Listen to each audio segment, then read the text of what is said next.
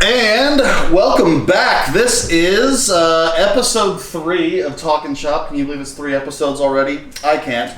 This is a recurring weekly chat with me and my buddy Austin Schoppe. Him and I have known each other for about as long as I can remember making memories and having good friends. And he's never really been much of an internet social media guy, so I figured I could talk him into doing a series of chats with me, and that is where we are. So welcome back, Austin. Yeah, man. How you been? We had to skip last week. I had a conflict, but you had a good couple weeks? Yeah, I had a great couple weeks out of these curtains. Yeah, as you can see, that. my beautiful wife is a very industrious young lady. She has an emasculating amount of tools. Nice. I can be like, hey, babe, do you have any wire strippers? She's like, what gauge? So that's my girl. I found a good one, which is why I married her. I consider myself a fairly handy dude, but she can out handy me pretty well. So that's a good one. Yeah, man. I'm not afraid to try. I don't always know how to fix things, but I'll get in there and take something apart. That's half the battle, bro. Yeah. Get in the war. You, on the other hand, I call you for lawnmowers and cars and things that actually require a little knowledge rather than just simply want to. I don't know how much knowledge there is. There's just a lot of trial and error that I've had experience with. Yeah. So one of the things that I wanted to start with season 3 or with episode 3, we had kind of been talking about adding a little bit more form in here rather than just some loose conversation. And as a lover of Texas, I presented to you that the idea would be maybe we talk about an aspect of Texas history to launch things out, or just history in general. I know you're a history buff. Texas seems like the immediate focus, but did you have anything in particular that stood out to you that sounded like a fun topic? Well, you mentioned that, and it was funny because I'm in the middle of reading a book right now that it's actually my second time through it. It's a bit of a lengthy book, but I would highly recommend it, called Lone Star. But when you mentioned that to me, I'm in the middle of reading about the Comanches and kind of how Texas was, at the basically the 98th parallels where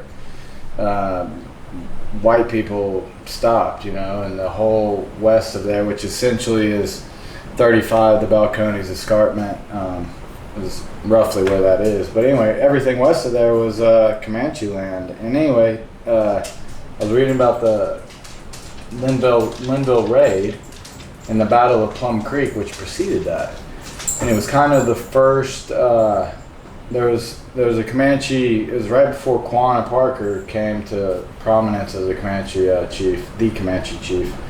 But one of the other ones of another band named Buffalo Hump, who's Numeru. That's what the Comanche's kind of tribal name was. It translated Was what? They're called the Numeru. Okay. That's like if you were gonna be scientific about it, like their genus, I guess. And then there were individual bands and within that. But Buffalo Hump, whose name is translated erection that won't go down, which I found kind of humorous. He had a vision about driving the Anglos. Is that what they call them, Buffalo Hump?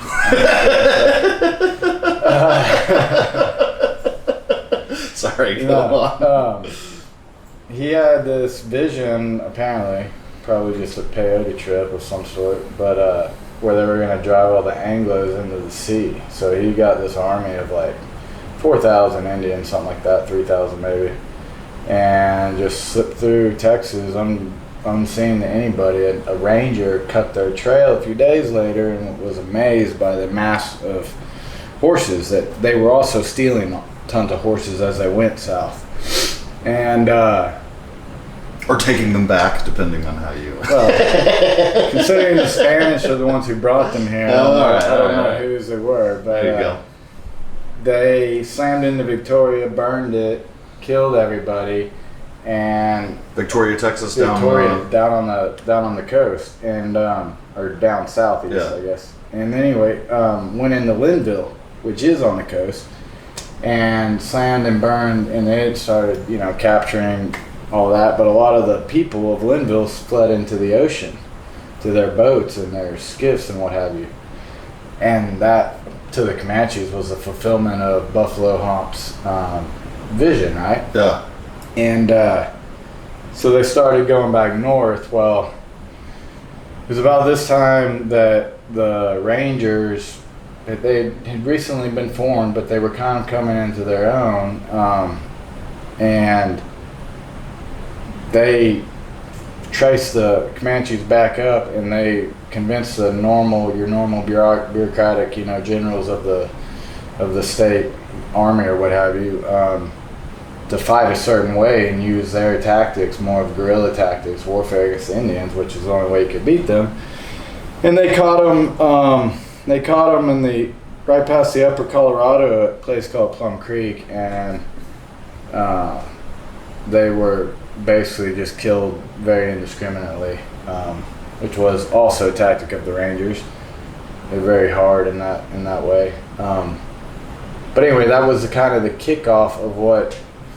That was the Comanches' first and really only major warfare move against the people of Texas. And then after that, it was kind of a first thing that was tactical. Yeah, exactly. So it was interesting. That was also in August, and that went August 1840 through I think October was when we finally caught up to them en masse and kind of ended that first little skirmish and at Plum Creek. But so I thought it was kind of fitting that it was August, and we checked that out. So early 1840s. So in the first 5 or 6 years of Texas, being a thing. Exactly. It's pretty cool. Anyway, I would recommend Lone Star. I'd recommend T.R. Fehrenbach as a historian, a Texas historian, to anybody really. He's got 5 or 6 books. Another one called Comanche, which is the definitive work and study on the Comanches. But it's a little segment of Well, I like that. Thank you. Summer school, summer session history. You taught me a little something today. I just kind of assumed that you were going to go with something a little bit more major to start out the thing. So I'm excited to learn about a little aspect of history I've never heard before. So. Yeah, and I didn't mention something in that story either. One of the young Rangers that was involved in the Battle of Plum Creek was a guy named John Coffey Hayes, and Jack Hayes, who was probably the most respectable, accomplished Ranger that there ever was. He later on, I don't know how many of y'all have ever been to Enchanted Rock, which is down in central Texas by Fredericksburg. It's really cool, just massive granite dome. I mean, massive. It's a mountain of granite. Looks like the Death Star, but it's made of granite, and Jerry World, if you will. And he went up there and fought off an entire band of Comanches by himself because he got separated from his men. He killed like 100 and something of them by himself in the top of that rock. It's kind of a state park, famous little thing now. But anyway, it's interesting that he was a young man just entering when the Plum Creek Linville raid happened. So our friend Drew Davis, that's a funny little transition there. Our friend Drew Davis wonders how many Comanche you reckon you could handle yourself on top of Enchanted Rock? Not very many. Yeah? No, I'm not the. I couldn't handle many of them. They have a little bit more outdoors and shit than I do. But you're on top of the rock, Yeah, you I know, man. But coming. have you been to Enchanted Rock? I have. Okay, so there's not You're a whole lot of it's- cover. It's pretty open, but slopey. he was I'm a pretty good shot, but probably not as good as he was. Well, he lived and died by it. That's the only way he stayed alive. Paul Rousey just wanted to mention that your mustache is legendary. Thanks, buddy. Appreciate that. Miss you. Haven't seen you in a while. Speaking of the history of things, I kind of thought it was funny, just a general kind of brainstorm question. If you could go back in time, where would you go and what would you accomplish? Man, that's I know it's a big question. Well, no, the easy the answer to it is I want to go anywhere. I think we're in the best of times in a lot of ways. But if I could go somewhere, it would probably be around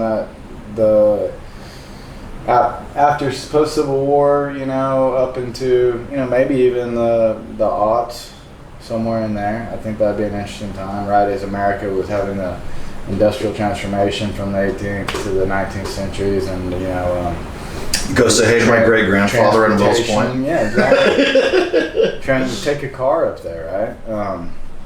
But I think that would be a really interesting time. But to be honest, would you want to go live in 1880? You don't have air conditioner, you don't have any way to refrigerate anything. I mean, modern life provides so many luxuries. Yeah, and there's a lot of assumptions that I had in the question since I was forming it. In the woods without a lot of these modern extremities. But I'm just saying, it's very nice. Transportation, communication.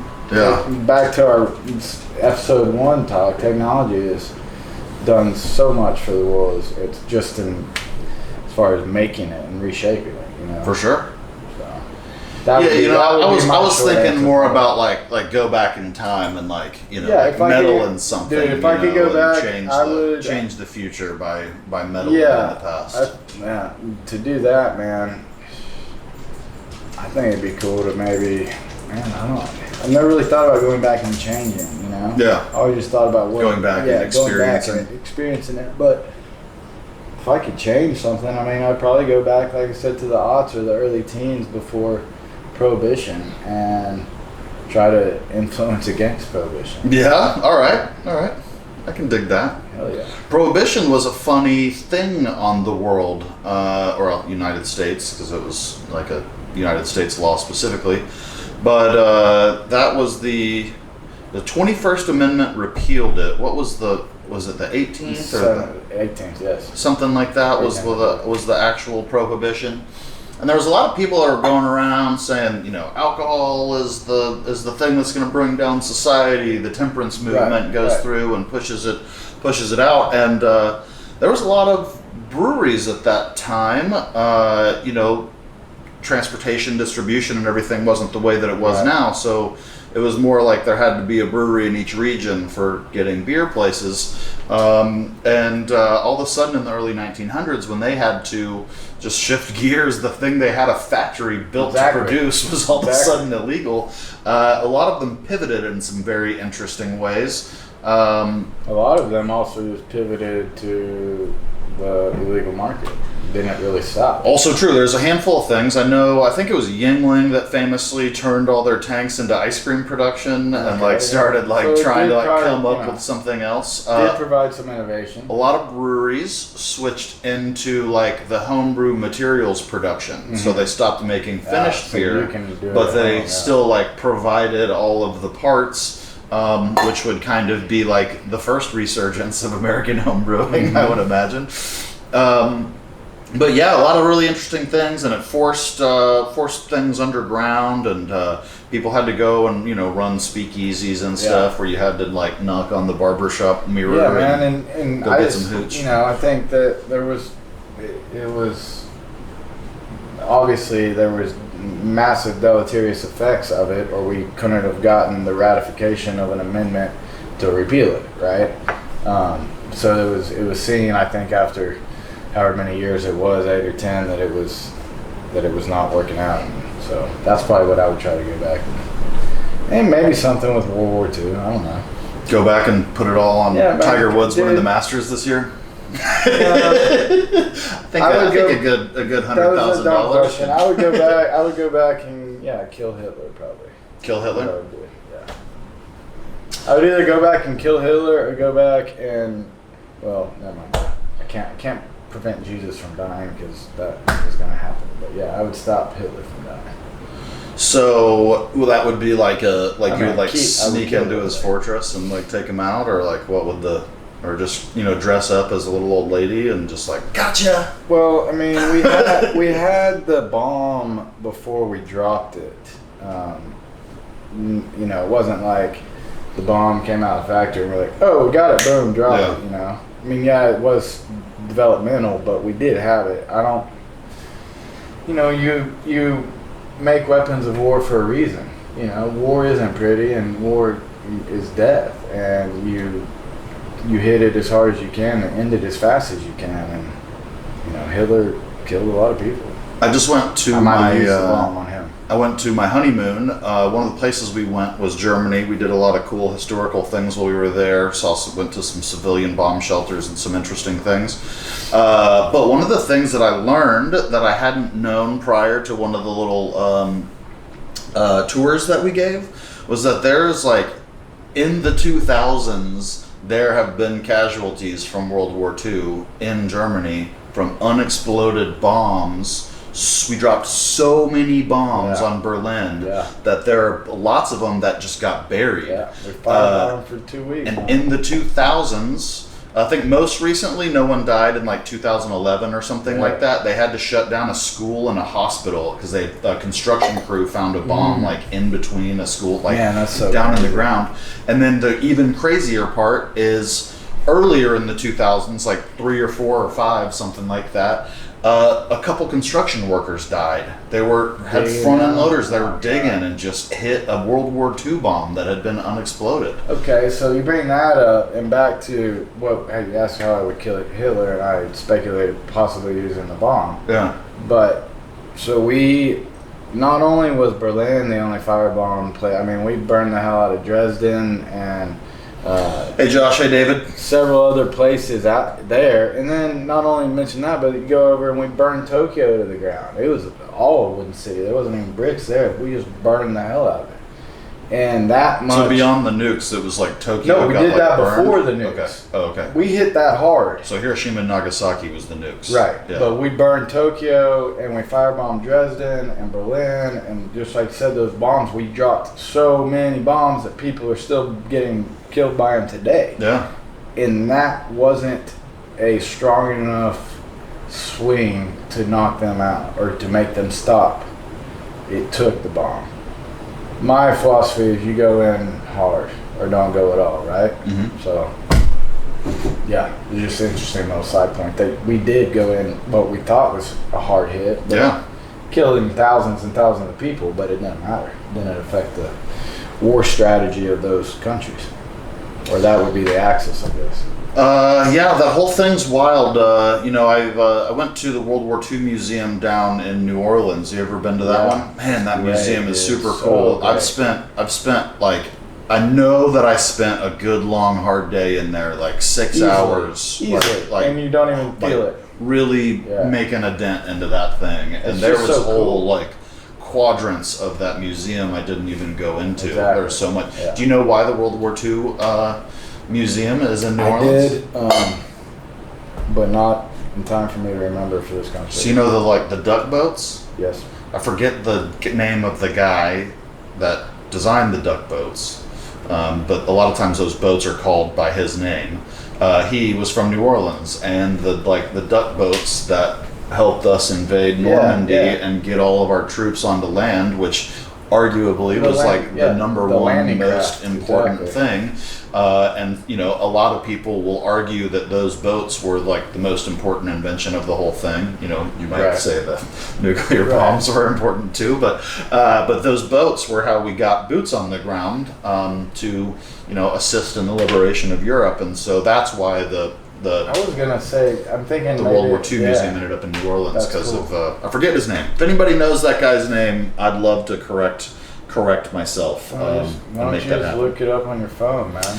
David Burrows says that he would go back to 2001 and get in on that first Facebook meeting. That's not a bad reason to go back. Maybe go back and buy a boatload of Amazon for $3. David, man, you're being too like topical though. I mean, I don't know you, so I don't want to offend you, but you know, it's okay. He's got thick skin. Let's think deeper than monetary value for yourself in this. If you're able to go back and time travel, bro, let's help the world, man. Let's help mankind in some significant way. Although I'm sure you would be a very nice, rich person giving to charity. Maybe he's saying he's going to go back to 2001 and make sure Facebook never happens. Dude, if you did that, that would be... that could save you. I would invest in you doing that, man, for sure. God, you just had, that was a smart answer, actually. If that's what you want. One of the things that I have always liked to joke about, my old home down at the warehouse, down in the Cedars, which you have spent some time at. I used to live in this like barbed wired compound down in South Dallas. Not necessarily in the best neighborhood, but I was definitely secure in my home. It looked a lot like the... David says spot on, so you didn't offend him. His old fort looked a lot like the Benghazi consulate, if you watched any of those movies. Barbed wire is like a half acre or a whole acre lot. Home sweet home. Yeah. What were you going to say about it, though? Do you have any like apocalypse plans? When I used to live at the warehouse, I used to always kind of like joke about apocalypse plans. What's yours?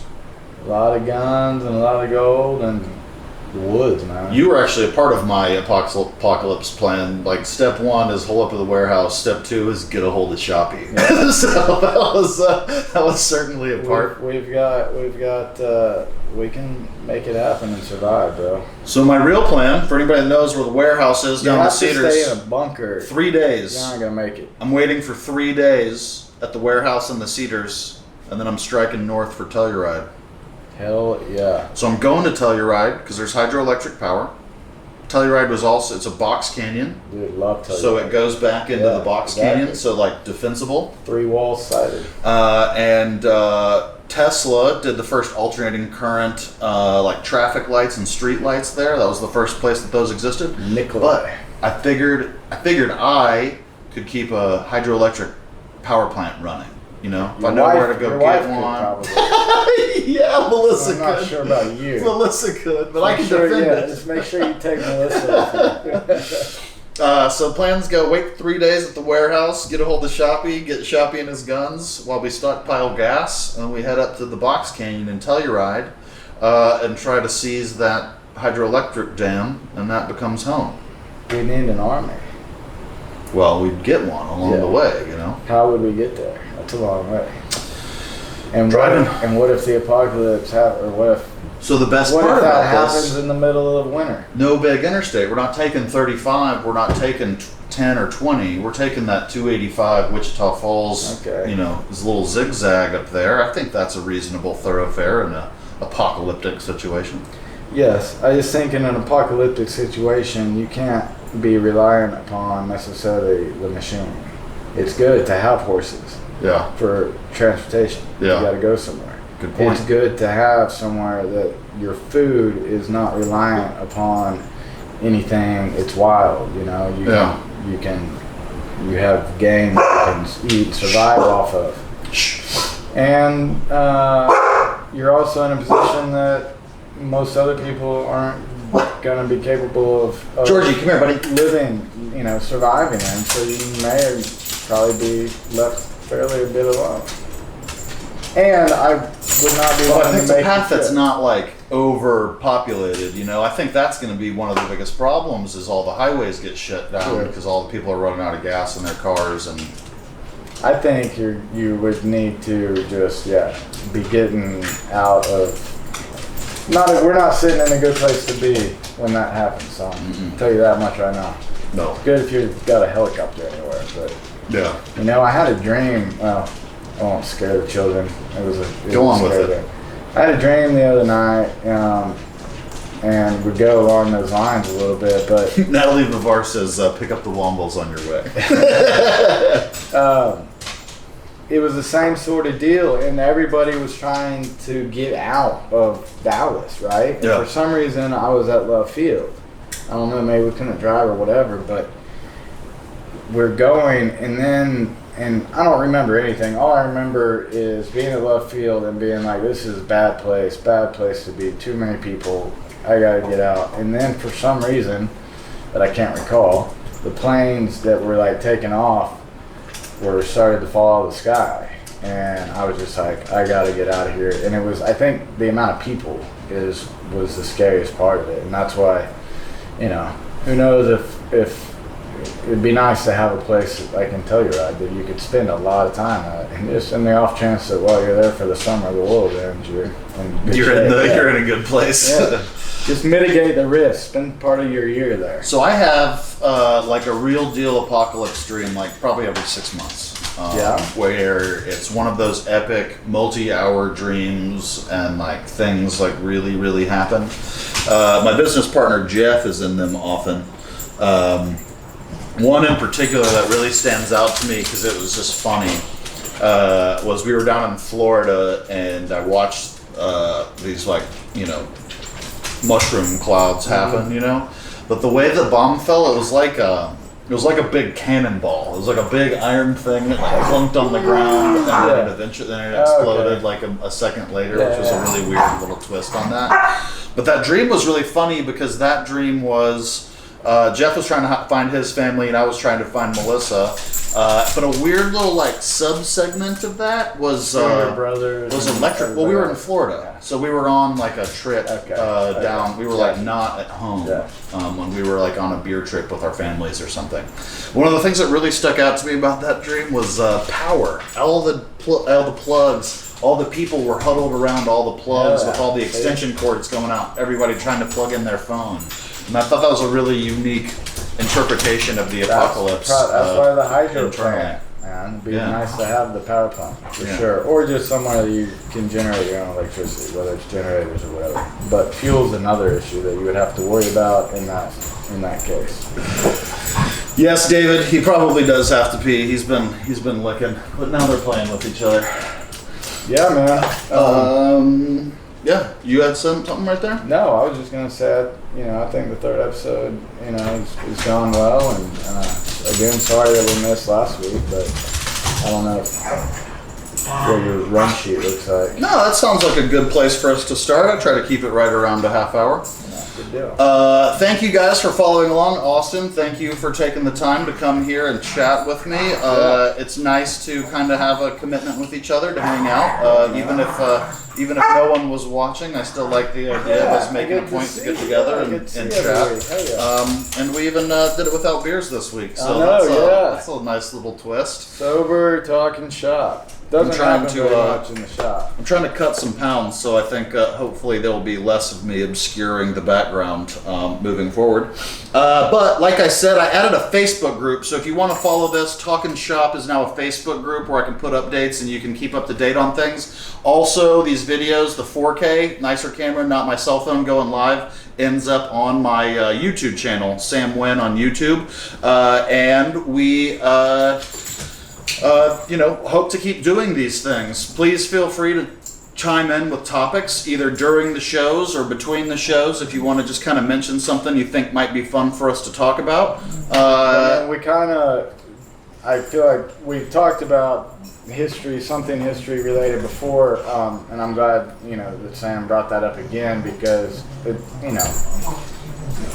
we don't have, it's just always fun to learn something, I guess. I enjoy learning. Oh, yeah. And me too. Thank y'all for joining us. Thank you guys. We'll see you soon. Next week. Peace.